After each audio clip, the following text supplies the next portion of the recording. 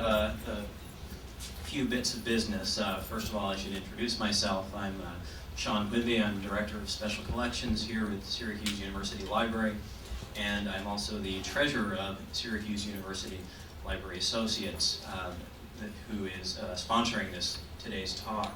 I'd like to encourage you all to learn more about Library Associates membership if you are not already a member. The website can be reached through the library's own website, library.syr.edu. There are any variety of perks to joining the group, invitations to lectures like these, free parking for the lectures, which is significant, I think you'd all agree, access to library facilities and collections, as well as a subscription to the Courant, which is the semi-annual news bulletin that talks about the goings-on in special collections. Then, of course, there's the satisfaction of knowing that you're supporting the library and its efforts. There is, by the way, a sign-in sheet, I know, circulating about the room, so please take a moment to fill out information, if you can, your information. The next Library Associates event, another perk, is the holiday reception coming up December 4th at 5 p.m. You can learn a little bit more about that. That's for members through the website. And then the next lecture won't be until February. That will be Scott Pitianiak. David Mark, are you here? I probably butchered the name. I think David couldn't be here. He'll be talking on remembering Yankee Stadium. That will be that'll be painful to me as a Phillies fan who is still recovering from the World Series. And then one final bit of business before we move into the introduction is that after these sessions are being videotaped, the videos will be streamed through the Library Associates website. So when we have a time for a question and answer period, I will be running around with the microphone, and I'd encourage you all to please wait till I get to you so that we can record your questions for posterity. Now, in many respects, the pursuit of polar history is not unlike the pursuit of the poles themselves. Documentary sources on the subject are about as abundant as vitamin C in Baffin Bay, and I would guess that the professional conferences are as sparse as the polar landscape. Those of us who have a difficult time understanding why anybody would subject themselves to frostbite, starvation, and madness in pursuit of an otherwise uninspiring geographical location might just as easily ask, why pursue polar history? The answer, I suppose, is that the poles are really secondary characters in the story. It's really about the people. The history of polar exploration is filled with obsessed adrenaline junkies, many of them hell-bent on achieving the fame they felt was their due. These are really interesting people, as I learned last summer, spending time with David and Deirdre Stam, talking about so many of them in one of their courses. The quirks of these people are ours, if perhaps magnified many times over. Deirdre Stam suffers from her own case of polar fever. Prior to catching it, she held administrative posts at the Cooper Hewitt Museum Library and several universities. She's been a faculty member at the Catholic University of America, Syracuse, and Columbia. She's currently an associate professor at the Palmer School of Long Island University. And she tells us that her interest in polar history is in part a byproduct of her time in Syracuse. And the fact that she inexplicably seems to enjoy our long and dark winters. Her current research reconsiders the life of Matthew Henson, the lone African-American in Robert Peary's 1909 assault on the North Pole. She penned the introduction to the 2009 Explorers Club edition of Henson's memoirs. Today's lecture, The Value of the Team, celebrating the grand 1909 North Polar adventure of African-American explorer Matthew Henson, draws upon her own dogged research on that subject. Please join me in welcoming Dr. Stam.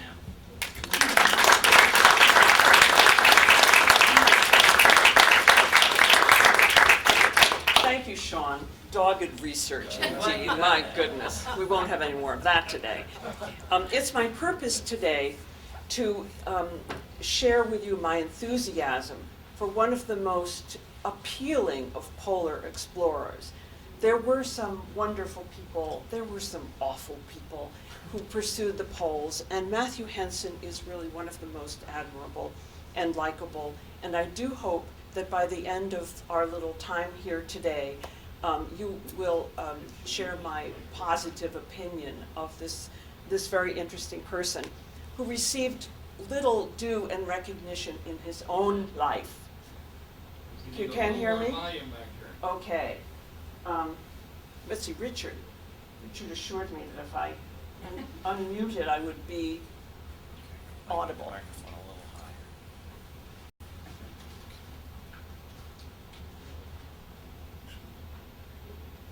All right, now, I'm so eager for you to share this opinion that I want to be sure you hear every word that I say. So, can you now hear me? No. Richard, I'm not sure it's on. It's on enough. You want me to use the other one? Plugged in? Yeah, but we're in the front row. Here.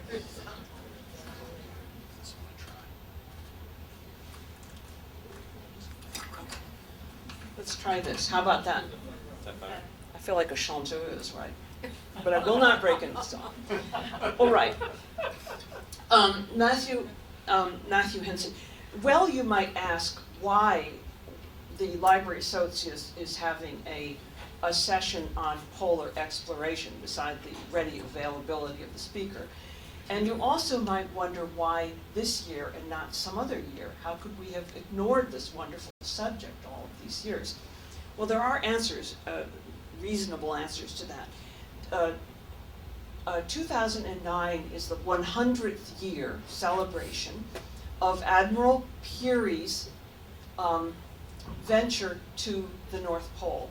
And you'll notice that I hedge a little when I say that, and I will explain that more as we talk about Matthew Henson. Explain my hedging a little more. I could speak of his dogged pursuit of the pole, but we will get back to that. As for the literary connection to a library, in fact, Henson did publish a kind of autobiography that really emphasized his 1909 trip with Admiral Puri to the pole, and this came out in 1912, and as one of the very sharp-eyed audience members has already mentioned, there was a long hiatus until the next set of publications about Matthew Henson, and I'll talk a little bit more about that. Right now, I just want to make the story of the venture itself a little clearer.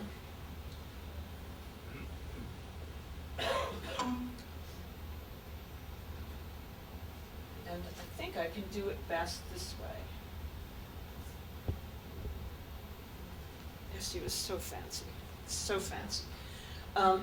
This, of course, is Matthew Henson sauntering on deck, very attractive person. It might be significant, or I'll mention, that he was about my height, and he weighed, when he was feeling fat, about 135 pounds, and sometimes he weighed as little as 100 pounds. So he was not a strapping figure. However, sometimes in polar exploration, it helps not to be too tall, not to have extremities that can freeze too readily. There are also problems about metabolizing and sharing food, where if it's done equally, as is the habit, the tall people suffer and the short people are happy. So Henson probably benefited from being, yes, it's a problem, Sandy, you would not make it up there and back. And this is Puri, Robert Puri, who was about 6'1" and about 10 years older than Henson. This is the SS Roosevelt, which was largely designed by Puri. And we have to recognize that Puri and Henson were a partnership, and Henson was part of a team. And in fact, my thesis, if I must have a thesis today, besides just being rapturous, my thesis is that all scientific ventures of complexity, particularly expeditions, geographic ventures, are achieved through teamwork. And the designation of an expedition expedition by the leader's name is really a kind of shorthand, encouraged by the leader because he sells more books that way. But in fact, one must recognize that without the team, the venture couldn't have taken place. In this case, Puri actually said that he couldn't have achieved this without Henson. He couldn't have gotten as far as he did to the North Pole without Henson. And we have to recognize, no matter how enthusiastic we are about Henson, we must recognize that he never would have been an explorer, never mind gotten very close to the North Pole or to the pole, without Puri's leadership. Puri was a consummate leadership, a very sophisticated fellow. He was a Navy man. We'll talk a little more about him later. I don't mean to talk about Puri, except that I must, because he and Henson were a partnership, and they complemented each other in their skills.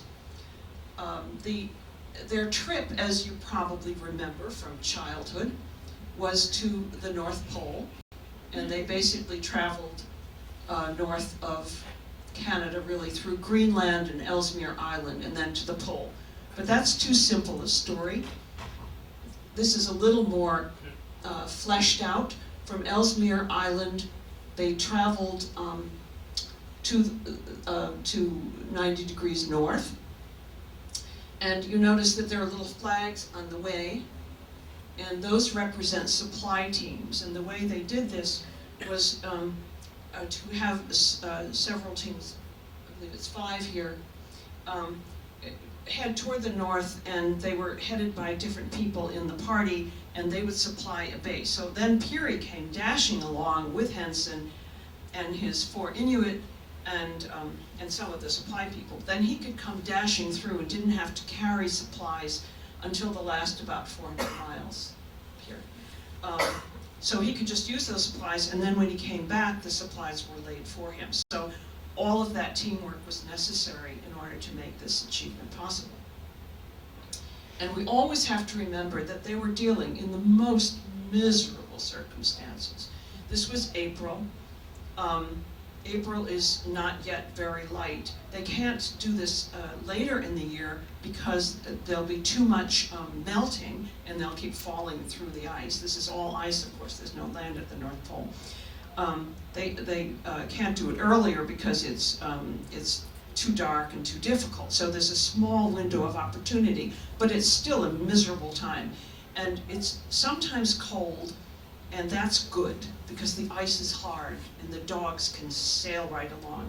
The worst thing is to have temperatures that hover a little above freezing, or somewhat above freezing, maybe even into 20s sometimes. And that means that the snow gets soft and the sledges sink and the dogs get depressed, and it takes more energy and everybody's feet are wet, and it's sort of like winter in Syracuse if you don't have your good boots on. It's just awful.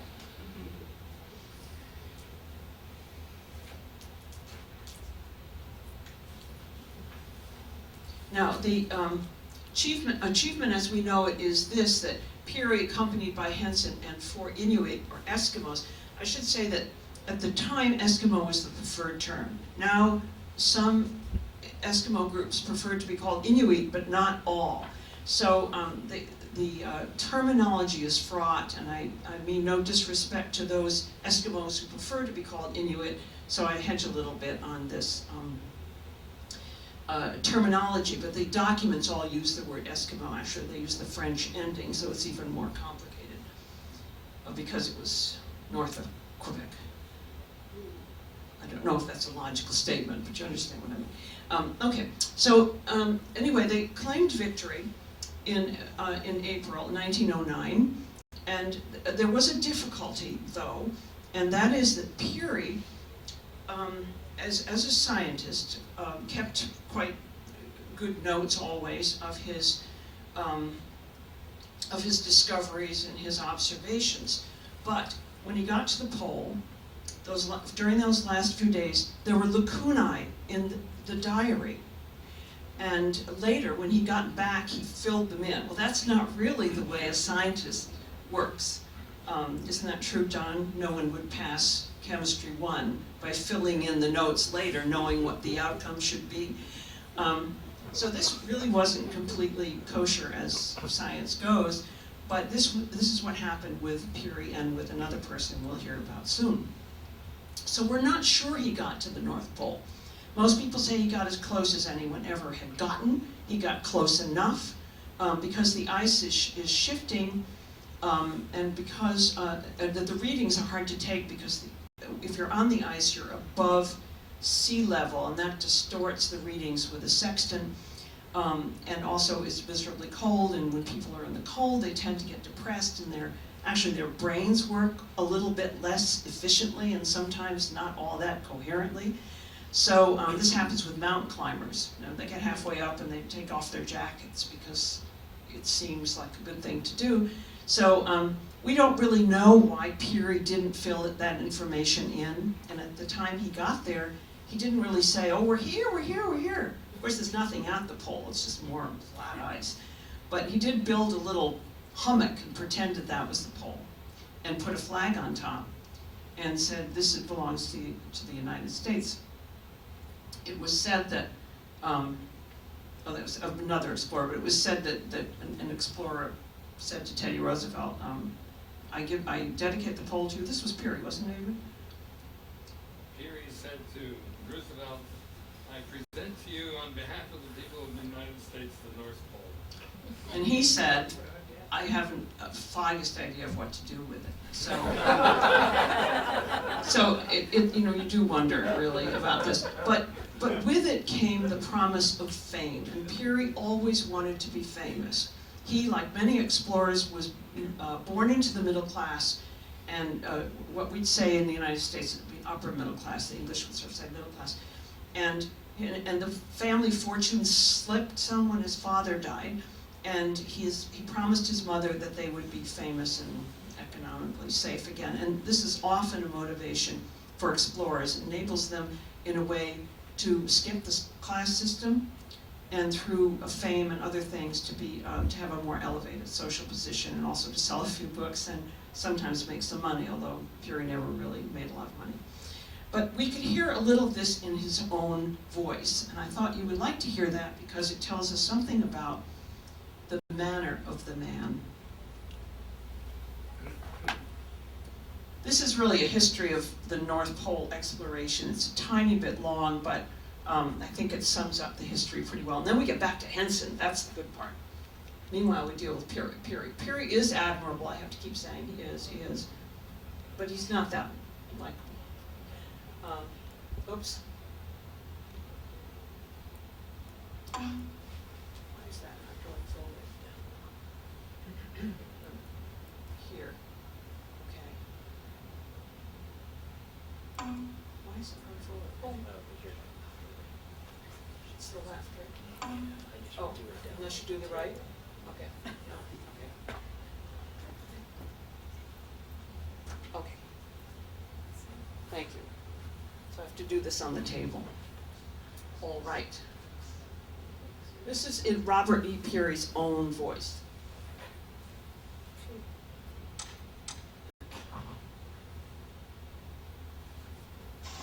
A little less than 400 years ago, in 1527, England sent out the first recorded expedition in search of the North Pole.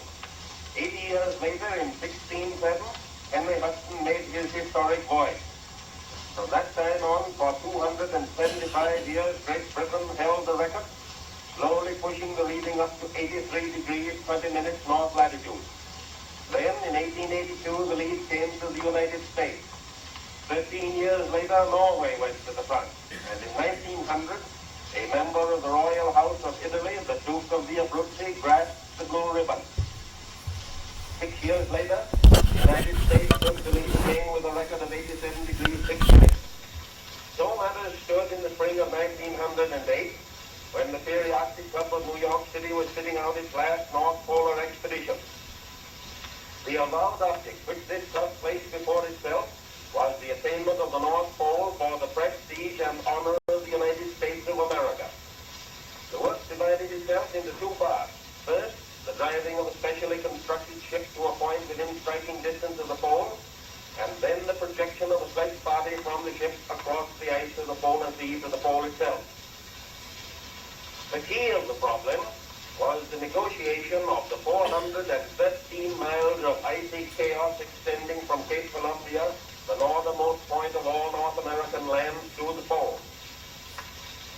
The expedition left New York on the 6th of July 1908 in the steamer Roosevelt, built by the club and commanded by Captain Robert A. Bartlett, was reviewed by President Roosevelt and steamed northward, arriving at Cape York, North Greenland, the 1st of August.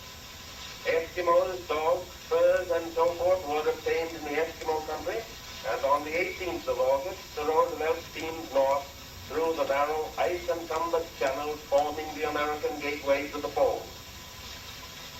Winter quarters at Cape Sheridan on the north coast of Grant Land, 450 miles from the pole, were reached September 5th. Here, the expedition wintered, hunting, making equipment, and transporting supplies westward to Cape Columbia. The 1st Division of the Northern Sledge Party left the Roosevelt February 15, 1909, the last division February 22nd. The entire sledge party left Cape Columbia heading due north March 1st. The expedition comprising 24 men, 19 sledges, 133 dogs. 4 successive supporting parties in command of McMillan, Borup, Marvin, and Bartlett returned at various intervals, the last in command of Bartlett from the 88th parallel. The main party under my command, 6 men, 5 sledges, 40 dogs, pushed forward by forced marches to the pole itself, while it arrived the 6th of April, 1909. Here, in the midst of great fields of heavy ice, covering an ocean 2 miles or more in depth, with the sun searching round the sky day after day without setting, the stars and stripes were planted, and the record left with the beads of the flag. Returning, we left the pole April 7th, and after a series of forced marches regained Cape Columbia the 23rd of April, and the Roosevelt the 27th. July 18th, the Roosevelt started south, and September 5th reached the wireless station at Indian Harbor, Labrador, from whence the message, "Stars and stripes nailed to the North Pole," was sent flashing over the world. The discovery of the North Pole stands for the inevitable victory of courage, persistence, experience over all obstacles. In the discovery of the North Pole is written the final chapter of the last of the great geographical stories of the Western Hemisphere, which began with the discovery of the New World by Columbus. Here is the cap and climax, the finish, the closing of the book on 400 years of history. The discovery of the North Pole on the 6th of April 1909 by the last expedition of the Theory Arctic Club means that the splendid frozen jewel of the North, for which through centuries men of every nation have struggled and suffered and died, is won at last and is to be worn forever by the stars and stripes. Notice the patriotic ending. Notice the patriotic ending to that particular narrative.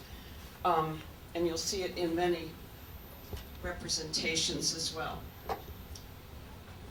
That theme will come up a little bit later. And then notice that that there was a Bob Bartlett who led one of the supplying parties. And the other thing to notice is that Puri never mentioned Henson, even though Henson and 4 Inuit actually took the last journey, but he was completely ignored in that recitation, as he was subsequently in many of Puri's descriptions of this adventure.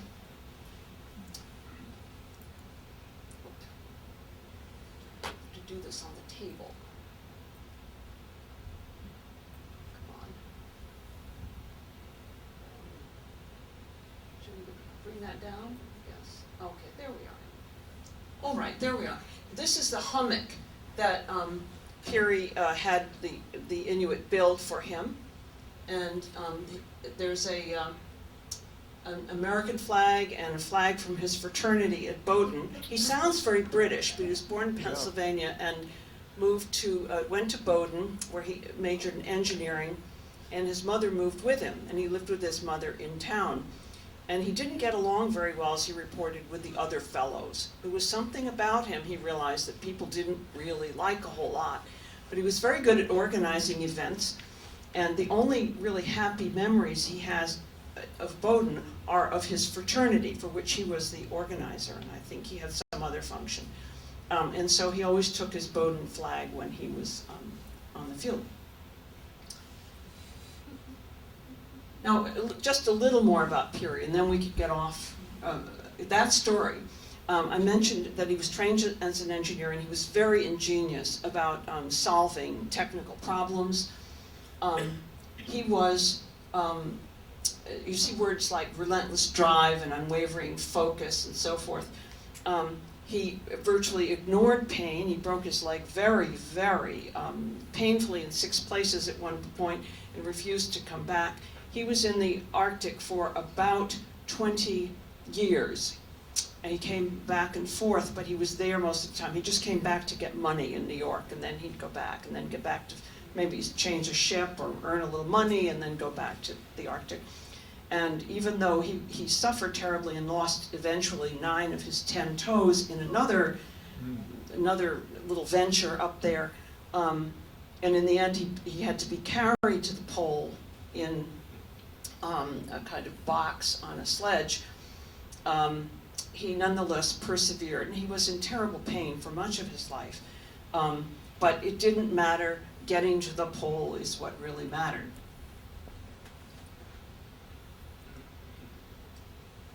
Now, Puri was feeling pretty joyful about the pole, about achieving what he said was the pole, or thought was the pole, or claimed was the pole. In any case, he reached something very far north and came back and said it was the pole. But of course he couldn't announce it on the radio because of course he didn't have radio. So he had to go to Newfoundland and Labrador and announce it there. In the meanwhile, he announced this and at just about the same time, Frederick Cook emerged out of nowhere and said he had actually gotten to the pole the year before, but it had taken him a long time to get to, I believe it was Denmark where he announced this, a long time to get back because he ran out of money and he had transportation problems, as one might imagine would be the case. But he said he had made it to the pole with 2 Inuit. And he too had a little problem with field notes. What he had were not complete, and he left some on a beach with some other supplies to be picked up later, but those supplies were scattered, and so his documentation was lost. The Inuit, he said, some of the Inuit said they never actually left the site of land, site of the mountains, which would be impossible. But his reputation to that point was for honesty and fair dealing and sophistication. But at that point,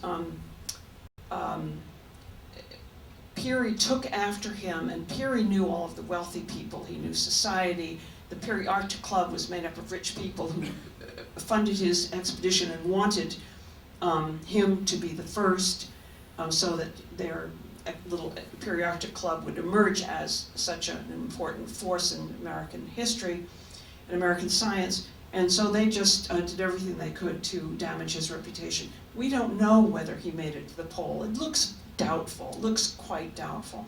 He had some Inuit with him, and they asked Henson to interview the Inuit to see whether they actually made it to the pole, and then Henson, because he spoke Inuktitut, and he actually came out of the interview and said, no, they never really made it to the pole. But how reliable a witness he was is a question, because of course he was part of Puri's party. So it gets a little bit tangled. In any case, this was a massive scandal and a massive controversy, and sold lots of newspapers. And of course the equivalent of the Daily News just loved it. And it was actually the Herald and the New York Times, I think. And Europeans took sides in this, and actually Denmark celebrated Cook's achievement, and then they kind of back down a little bit. So we have Cook coming out of the woods, and we have some of these cartoons, like this French cartoon, or this one, which is Mickey Mouse and Goofy, in which Goofy said, "Sure, I'm a brilliant explorer. I took courses by mail and did it without leaving home." And if you've been listening to that Puri message very carefully, you would have heard him say, "I achieved this through skill and so forth, and experience," because he had spent 20 years there. And he kept emphasizing only someone with experience could do it. So this is a reference to the fact that Cook didn't really have as much experience in the pole. Unfortunately, Cook got involved with an attempt to make some money. Cook was a doctor, but not as one who could support himself. And he sold some oil stocks from Texas, and the oil didn't arrive, and he wound up in jail. But later, the oil did arrive. So whether he should have been jailed is a serious question, but he did start a library in jail, did a good job with that, and also helped people with their medical problems. How long was he in jail? I think about 6 years, roughly 5 years. Oh, okay, that's good enough. Is that appropriate for stock fraud? If that's what it was, I don't know. Okay, now, Henson's skills and abilities.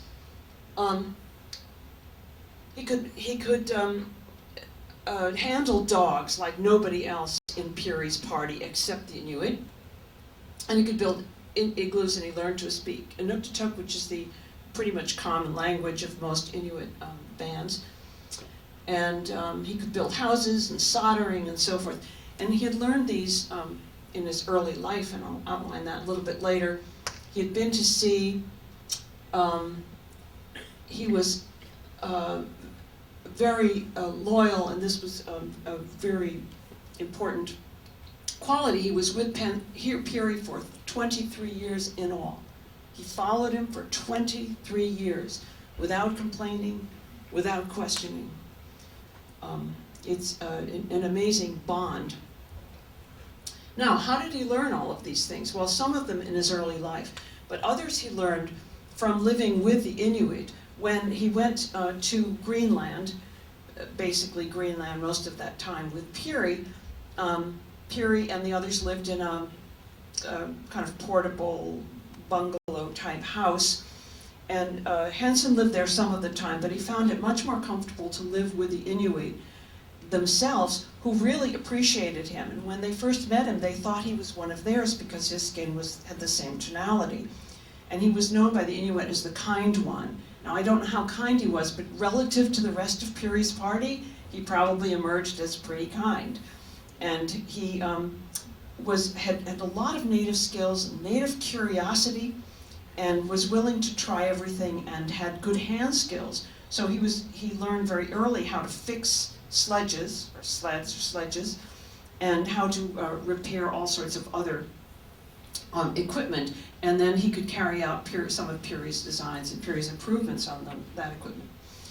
So a lot of what he learned was from living with the Inuit. He, like Puri, had Inuit wives, had an Inuit wife, Puri, and they both had Inuit children. And they both basically left the children there, but that's another story we'll get to a little bit later. But it's very necessary for, or let us say it's highly desirable for a male traveler to have, in the far north, to have an Inuit wife of an informal sort, because the women could sew and they could make boots, camlooks, these soft boots. They could sew furs, they could chew the boots when they froze up at night. I mean, who would do this? I mean, really. But anyway, it is very important to have that kind of help, because the men really didn't know how to do it, and they could not have undertaken exploration without these skills. And so Henson was a kind of transitional figure between the Inuit people and the rest of Puri's party. Now, he was born in Charles County, Maryland, to a poor family that had been free for some time. And his mother first his mother died when he was very young, 5 or 7, it's hard to say. And over the years, the telling of his stories changed a little bit, and then he was assisted at one point by Bradley Robinson in the 1940s, who wanted him to publish another account of his life, but one that had a little more human interest story and a little more pathos. And Bradley Robinson encouraged him to elaborate on some of the stories then, and I think sort of elicited maybe some information that wasn't completely verified, but Henson really was brought up in an oral culture, and he could tell stories. He was somewhat quiet, but he could tell stories. And I think he sometimes responded to people when they said, "So tell us more. So then what was it like? What was it like? So were you really unhappy as a little boy?" "Oh, I was unhappy." So I think some of that went on, as interviewers can kind of shape a conversation. But he probably was unhappy. His mother died when he was very young. His father remarried an awful woman, and she beat him and she neglected him. And he left at some time around 12, maybe a little earlier. He went to Washington to live with an uncle. He may have learned cooking then when he was employed by a woman named Janie, and in Janie's cafe there may have been a sailor who told him about the sea, but that's a little hard to verify. It occurs in later accounts, but there's no documentation for it. So it may have happened, probably did. And at around 12, at 12 he walked to Baltimore, or he hitchhiked to Baltimore, it varies with the telling, and he went to the seaport and got a job on the Katie Hines, a ship that David and I have been trying to track down for years, but it seems not to be one that was registered with anyone for some reason. Anyway, there was a ship that might have been named the Katie Hines or something like it, and there was a Captain Childs there who took him on as a cabin boy and helped him learn to read or improve his reading. He'd had only probably 2 years of schooling until that point.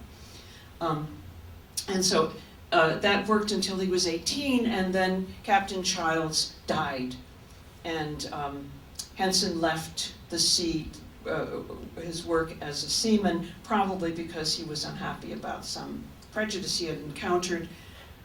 These were things that he said later, but meanwhile he had seen the world. He had been to Russia and other places, and had developed some sophistication and a lot of seafaring skills, working with ropes and so on. He was working in a department store, Steinmetz department store in Washington, when he was about 19 or 20, and Puri came in and was trying to buy a pith helmet because he was about to be sent to Nicaragua to survey for a canal that was, of course, never built, and he wanted a valet, but he came in looking for a pith helmet, and he saw Henson and liked him, and Steinmetz said, "Fine, you should take this young man." So he took him to Nicaragua for about 2 years, where Henson learned a little bit about surveying, and he went as a personal valet, and then they came back, and Puri convinced the Navy and others to support him in his northward ventures, and he asked Henson to go with him. So Henson was initially a personal servant, and then a member of the party, and eventually a full member of the party. Some of the descriptions of his life tend to underplay the fact that he went as a servant, and this happened in part during certain waves of enthusiasm for Black history, where a number of books on Puri came out, and a number of books on Henson came out, and some of the stories were altered in order to make the books a little more encouraging and a little more inspirational to youth, and I'll talk a little bit more about that. You can see some examples here.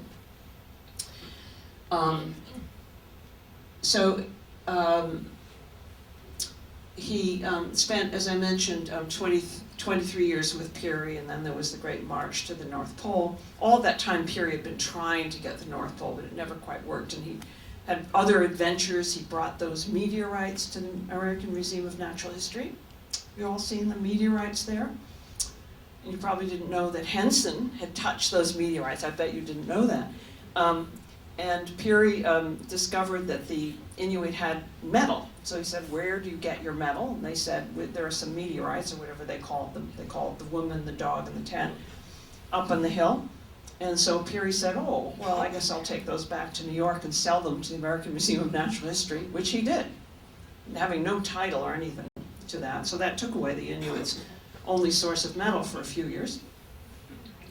You see why I'm not that really fond of Puri. Not only that, but he took back an Eskimo family, and there's a poignant story we'll get to a little bit later about that. So anyway, they got back to New York, and Henson got off the, I guess, boat. He would have been off the boat, and there was his wife.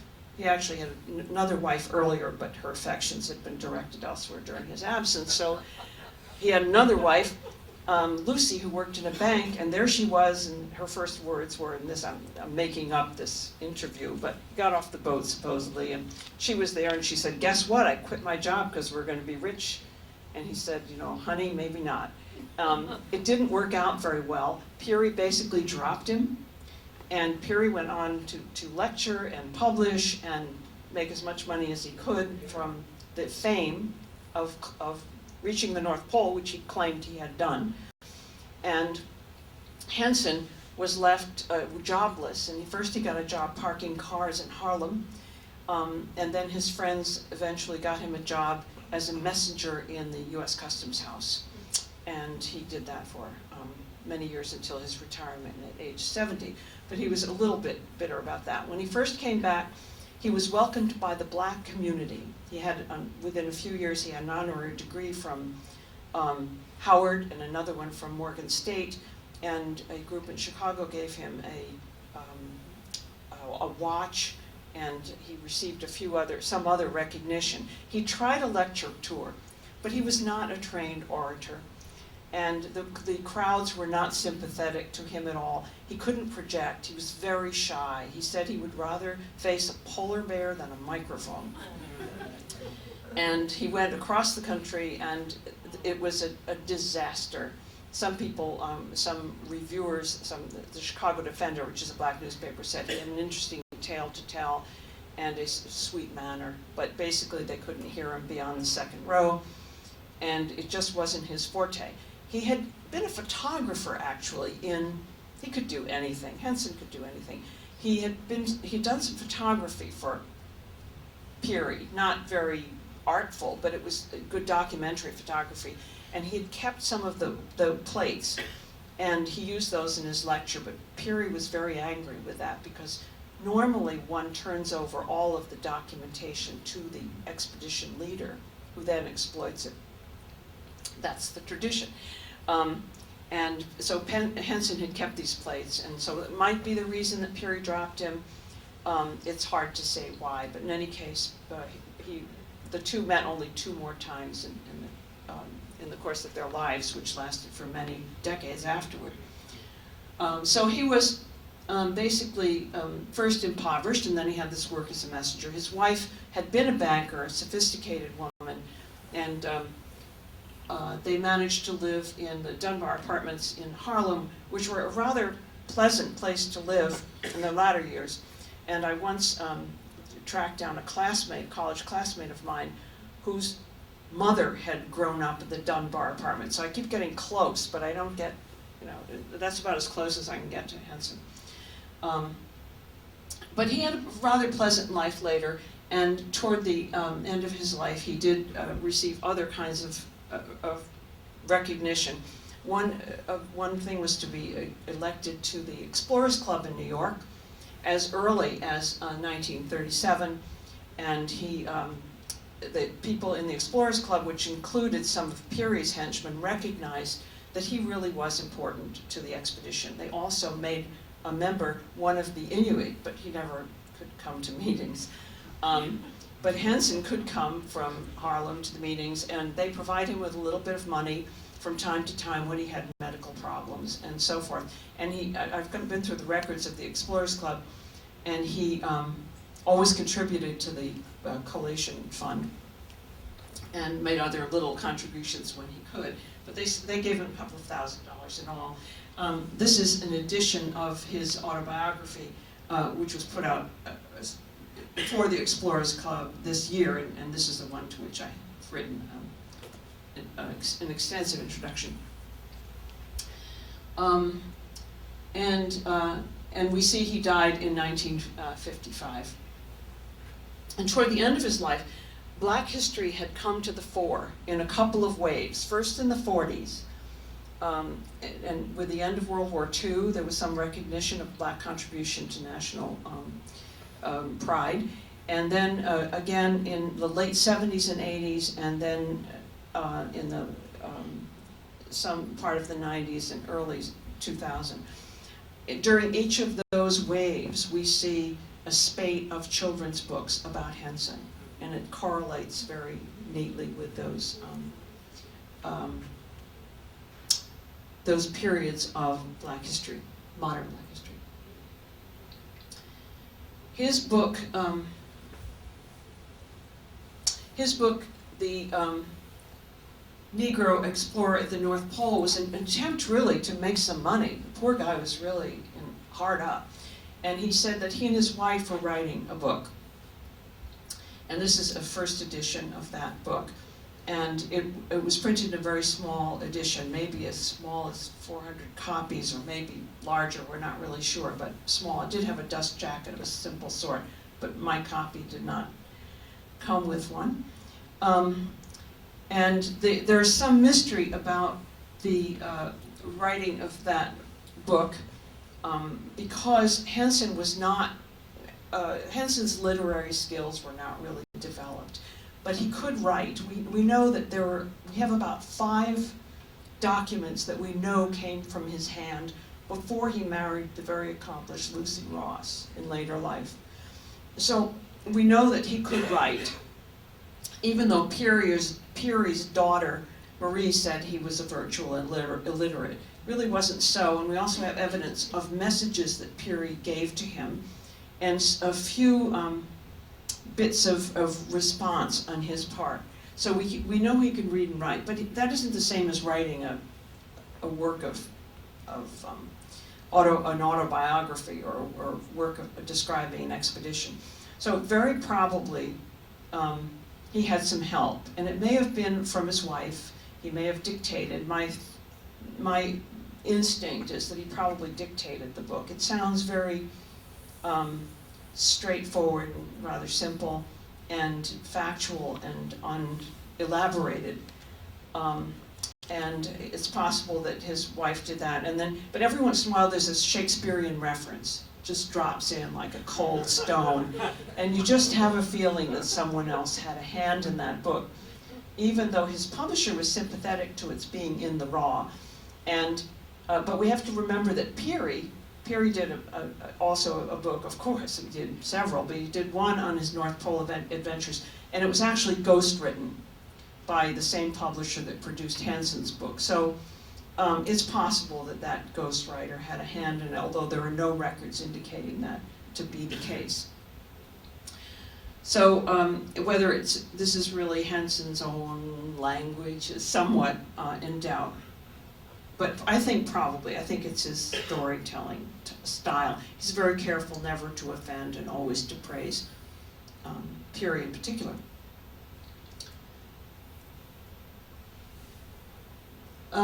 As I mentioned, the later Henson books seem to parallel periods of activity in publishing of Black literature, and the later editions would bear that out. And then there are lots and lots of somewhat derivative biographies, many of which, particularly the first few that came out, claimed that Henson was the co-discoverer, or he was the first Black scientist, that he reached that it was a Black man's foot that reached the pole first, and so forth. And I think, in my view, this is an unnecessary rewriting of the story, and it assumes that one person made the discovery? Who was first? It's that emphasis in our culture on primacy of discovery. And this, I think, is inappropriate in the first place. The second place, it's quite probable that Henson's foot was first there because he actually broke trail in general. And Puri was sitting in the box on the sledge. But that doesn't mean it isn't Puri's expedition. And since they didn't know where the pole was anyway, it's hard to say whose foot was actually there first. And does it matter? There has been a great deal of public acclaim, or there was in later years, in Henson's later years, and the one that I particularly enjoy is this one, which is Arlington National Cemetery, and this is Henson's marker. This is Puri's marker, a proximity that Puri might not have fully appreciated. You can see him turning over in his grave there. And I mentioned this to Carrie Kennedy, who is the assistant director of the Community Folk Art Gallery here in Syracuse. I mentioned this to her a few days ago, and she said, oh, I sang, said she, at the reinterment of Henson. He was first buried in the Bronx, and then his body and that of his wife were transferred to Arlington National Cemetery. And she was in the Hampton Institute, now University Choir. So again, I get really close to Henson. A little indirect, but kind of close.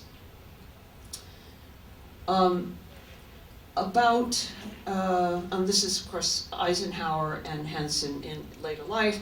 A housing complex, there's an oceanic research vessel named after Henson, there's a park in Washington, an elementary school in Maryland, a scholarship for environmental studies at the University of Washington Law School, and I could go on and on and on. Many posthumous indications of celebration of Henson's vital role in that expedition.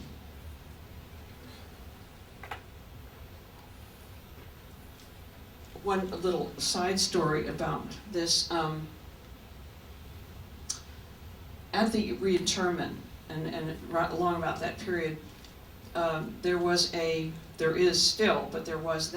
still a person at Harvard who was a neurologist, I think, and he is African American, and he wanted to bring the children, the descendants of Puri and Henson, back to the United States and have a ceremony at Arlington National Cemetery.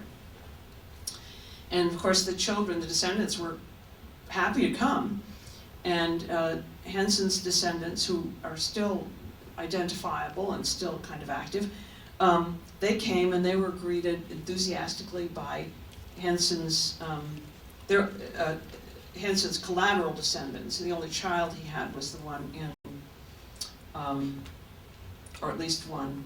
If he had children, it was in Greenland. He didn't have children here, and so they came and they had a big party in Maryland with the collateral descendants and all sorts of distant relatives and so forth. And I have met actually some of those descendants who are very proud of the affiliation. In any case, they had a big party. Puri's descendants came, and the Puri family chose not to have a big party. I think that's the best way to put it, nor even to meet them. So it was a different time, different assumptions. Whoop. I should do this here. There are, again, many collectibles that have been created for mostly for the black market. You see them on sites that are things like Your Black Heritage and so on. They're advertising those sites. And some of those objects are here. Since the one in the upper right-hand corner, I don't have an example of. That was a stopper for a bourbon bottle.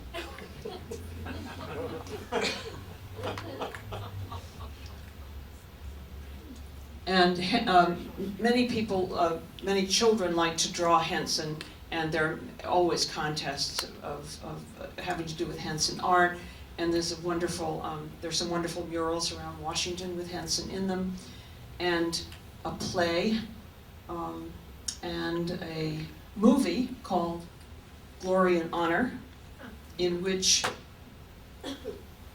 the tall Puri was about 6'1", 6'2", and Henson was about 6.5, 5'7" on a tall day. In this movie, Henson is this great, tall, strapping character, and Puri is this kind of cautious, worried-looking little redhead, and all of the shots are shot from behind Henson, so you always have Henson looking down on Puri, which was really not the case either physically or symbolically, I'm afraid, much as I am a great fan of Henson. I recognize that was probably not the way they related. Now, a big controversy here is about Bob Bartlett, whom I mentioned earlier. Is that he's actually a sea captain, but he was running the dogs helping Puri get to the North Pole. An ongoing controversy is this. Bartlett was leading the party, the penultimate party, the supply party, just before the group left for the pole. And the question is, why did Puri choose Henson to go and not Bartlett? It could be only one or the other because of the amount of food they had. They couldn't just take everybody. So it had to be a certain number, and they had counted on that number. And until the very end, until the very last opportunity, Puri did not tell anyone who was going to go, and then at that point he said to Bartlett, "You're going back," and he said to Henson, "You're coming with me." Henson and the 4 Inuit and Puri were the 6 men who finally went to the pole, if they got to the pole. Now, why didn't he take Henson? And this bothers scholars and would-be enthusiasts on all sides. These are the conjectures. Bartlett had a frozen foot, froze on and off, and it was bothering him a lot. That may have been the reason. A few have said Puri wanted to give Henson the opportunity to get to the pole. Well, I personally don't buy it, but that's a speculation.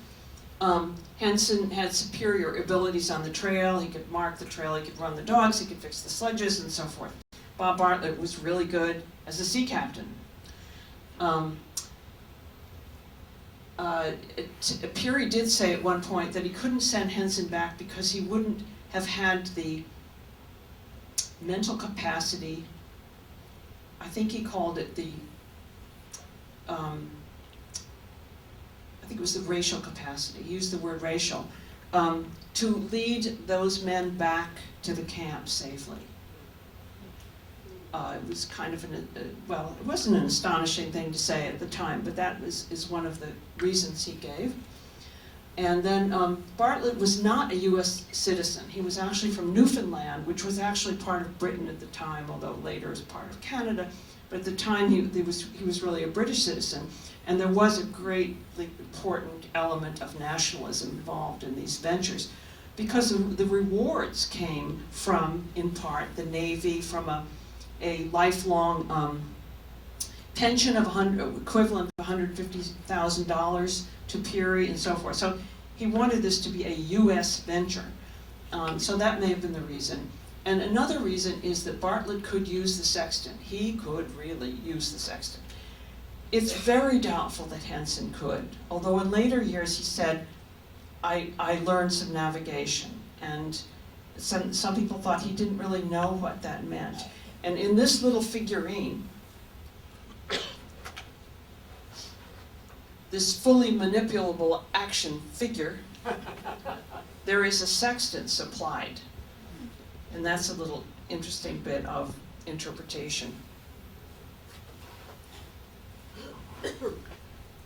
So we don't know that, but the answer might lie in Bartlett's diary. Oops. I must do that on the table. I must remember. Okay, this is Bartlett's diary in the American Geographical Society, which was discovered about 4 or 5 months ago in a manila folder.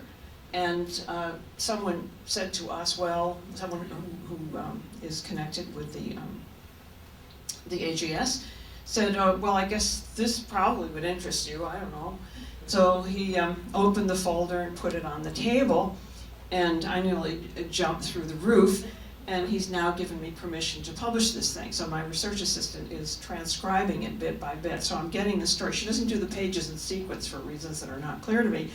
So I have, pieces of the story, some backward. They got there, and then they're getting there, and then they're drying off, and then they fall in the water. But I'm kind of figuring it out, and it looks as if he had really a real problem with his heel. But again, I don't really have the answer yet. We do have a little bit of documentation from Henson, as I mentioned, about 5 pages. And this is a letter that he wrote before he met Lucy, his very accomplished wife. And so she could not have written it for him. Later life, he produced some typed letters and some written letters, but we think she probably wrote the first drafts or she typed them for him. But this one, in this one he says, I have heard in the last few days that there have been a good many tales have been told about me and my having said something to the Eskimos and so forth. So there is a narrative account. He could put a sentence together. He doesn't use conventional punctuation, doesn't use any punctuation, and he doesn't use conventional spelling. But this is, and there are the kinds of archives at Syracuse University that one always hopes to find about one's, shall I say, object of desire, object of scholarly desire. So we have to look at other things. And we do have a, or at least the Berkshire Museum has a lantern, and we do have some sledges of Puri's design, with these heavy front runners that can hold weight, and most of them were made either by Henson or by the Inuit, or under Henson's direction by the Inuit or something of the sort. And we have about 3 or 4 of those around. And we have other objects, his camera, an ice tool, his mittens, and a few other things.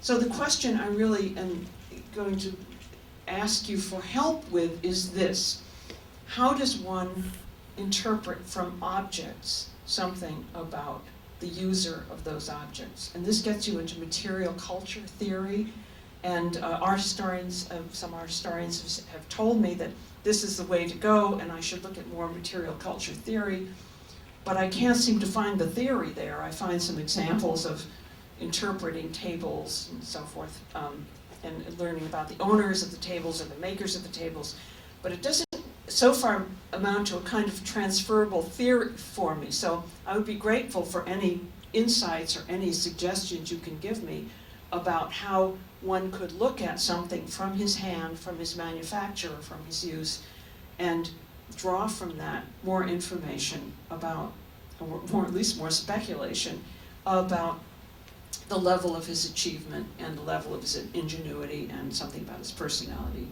and the like. So just now to sum up, it is again my theory, my belief that we must recognize teamwork in any kind of scientific venture, particular exploration.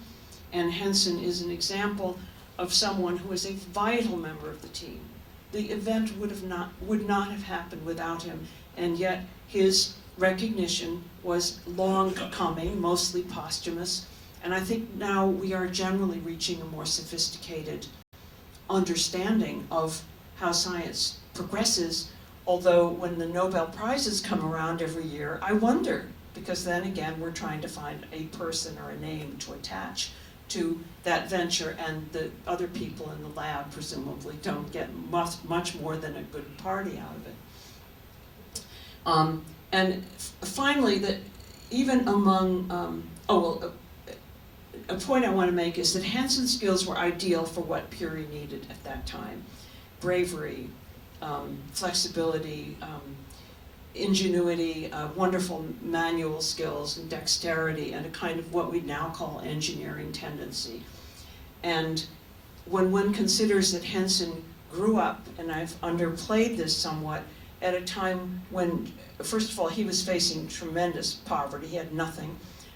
America was in its Jim Crow period, so those opportunities that seemed to open up for people were shutting down in the 80s, 1880s and so, 80s and 90s. There was little for him, really, here, here in continental U.S. as an uneducated black person, and he had the drive, wit, imagination, courage, curiosity to join with this difficult man to see the world and to pursue adventure in faraway and frozen places. And that's why I like Henson, and I hope you like him too. Thank you.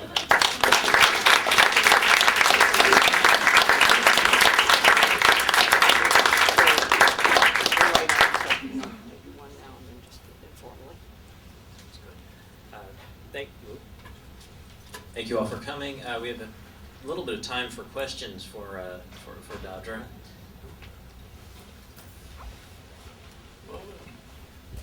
Has any study been made of comparing the material used in the polar expedition to the north compared to Amundsen's equipment used going to the South Pole? Thank you. I'm not aware of a systematic study.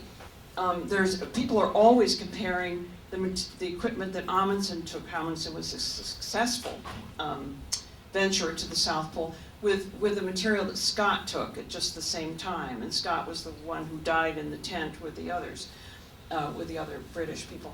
And Amundsen used dogs and sledges and so forth. Now, their histories are very much intertwined. If Puri, well, first of all, Amundsen thought that Cook had gotten to the North Pole. Cook and Puri about the same time, maybe it was Puri. But Amundsen said to himself and to others, I was going to go to the North Pole. Everyone thought he was going to, but those have been discovered, so the only thing left is the South Pole. So that's why he went south. It was about exactly the same time, the same principle, and that is use the materials of the native peoples.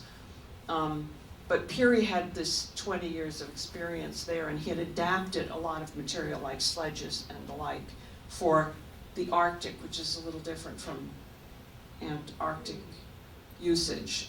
The kinds of dog straps, the arrangement of the dogs is different and so forth, fan versus line.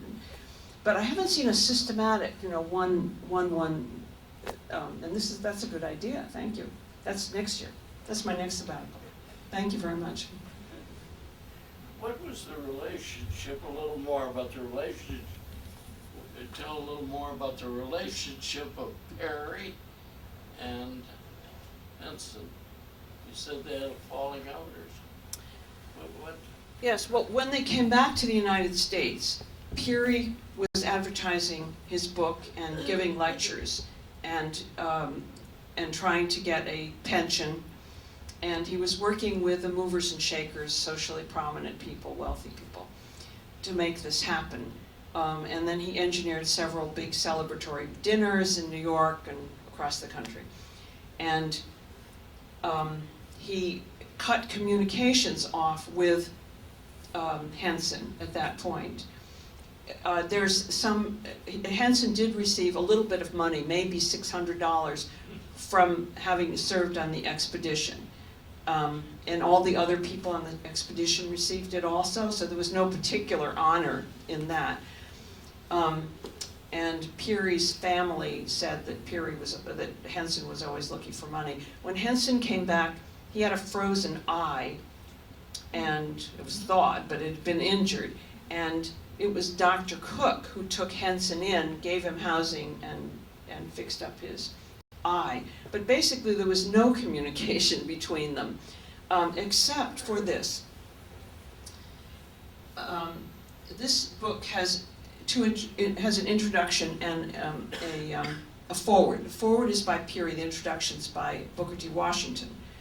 The forward is by Puri, in which he praises Henson very highly, and this is 1912. He praises him highly, and part of the motivation, as far as we can tell, has to do with the publicizing of his own expedition. That is, Henson was the witness, and so he needed Henson to say, yes, they had made it to the North Pole. Not that Henson would really know, but he couldn't afford to alienate Henson, so he did provide something of a forward for this book. But that was the only significant contact between the two, and that was 1912. And Puri lived for a couple of decades after that, so there was basically no relationship between them. But Puri died. What is Only the 1 decade. 1 decade? Puri died. 1920. Yeah, he died. He was about 60 something. Yeah. But it was basically they're basically cut off. And I'll just tell you one tiny story, and that's it. When Puri brought the meteorites back to New York, this great fanfare, he brought back an Eskimo family with them, and there were about 6 people, and the 5 adults died, and one of the children died almost immediately. They put them, they brought them back for study, and they had them living in the basement of the American Museum of Natural History. And of course it was dark and damp, and there was a lot of influenza still around. It was about 1910, 11, right? So, no, I'm sorry, it was earlier. It was 1906. I'm sorry, 1906. Influenza was in 1718. Yeah, that's right. It was the war. There was they died anyway of pneumonia, and they had no immunity to any bronchial diseases or anything. But little Minnick lived, and he was about 6 or 7, and he knew that his father's bones had to be buried. That was his job as a little fellow, to see that that happened.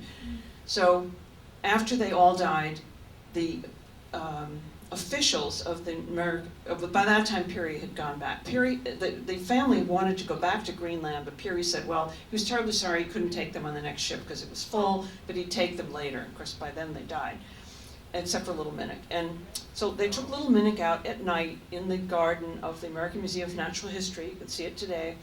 And they dug a hole, and they put the box in the hole, and they covered it over. And so, of course, he went, presumably back crying, holding somebody's hand, and discovered a few years later, just a few years later, that they had buried an empty box, and the father's bones were in the lab, and they had, of course, stripped them of flesh, and they were studying them and measuring them and so on. So he was adopted at that point by the treasurer of the American Museum of Natural History, who took pity on him and took him up to his house up in upstate a little bit, where they had a summer house, and then he went to school in New York, and that lasted for about 2 years. At that point, the treasurer was arrested for embezzling from the American Museum of Natural History, and so his family left, and he and Minnick moved to 14th Street to a tenement, and they lived in a cold water 6th-floor upstairs tenement there, having no job, nothing.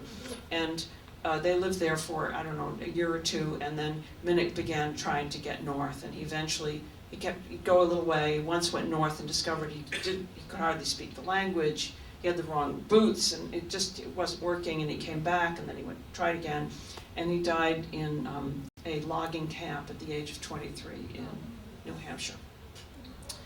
So that is the legacy of Puri's expeditions in part. But thank you for listening. Thank you.